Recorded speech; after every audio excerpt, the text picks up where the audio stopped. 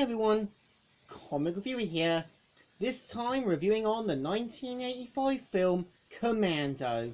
Now, as you know, Commando is a 1985 action film that was directed by Mark L. Lester and was meant to feature Arnold Schwarzenegger as the title character.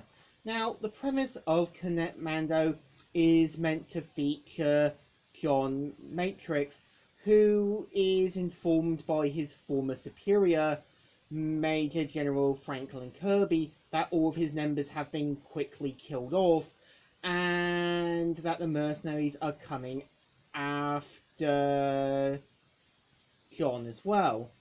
And of course, we kind of see how John is eventually roped into the front lines again after a group of terrorists led by his former team member Bennett. Now, Bennett's character is that he's meant to be this over-the-top, dangerous psychopath, and I would say his character reminds me a lot of Kano from Mortal Kombat. So we kind of see how John is roped into the front lines again to rescue his daughter, as well as being roped into getting help by Cindy. Now, Cindy's character is just the typical eye candy. She's kind of meant to be like helping John out in dealing with the other hired muscle, and really this feels mostly like a poor man's version of Rambo. Now, like I said, back in the 80s, a lot of action films had over-the-top things, and back then, any plot with a simple story would do. And I feel like the film does seem to copy a lot of Rambo.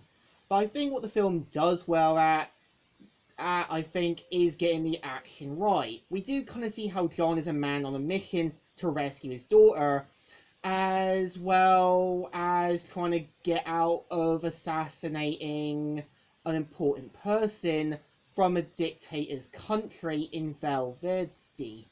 So I think with John's character is that you can kind of tell he's more willing to go to extreme measures just to save someone he cares about. But I think at the same time, the film does go a bit overboard, I think. Again, we kind of see how he goes like full-on rage mode when he rips open a sort of phone box containing one of the henchmen, Sully, and we kind of see him going to the kind of residential area of the dictator and shooting down like everything around him in full-on Punisher mode.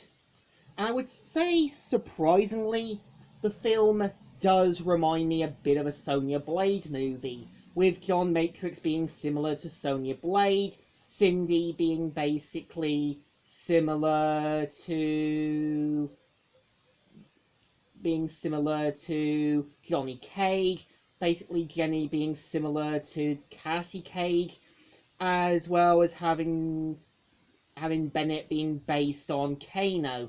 And I wouldn't be surprised if Ed Boon and the team behind Mortal Kombat took some inspiration from Commando. And I would say, even surprising enough, there was even toy lines as well to cash in on the success of G.I. Joe, A Real American Hero, which kind of hints they might have been planning to do an actual sequel or a TV series, much like what they did with Rambo.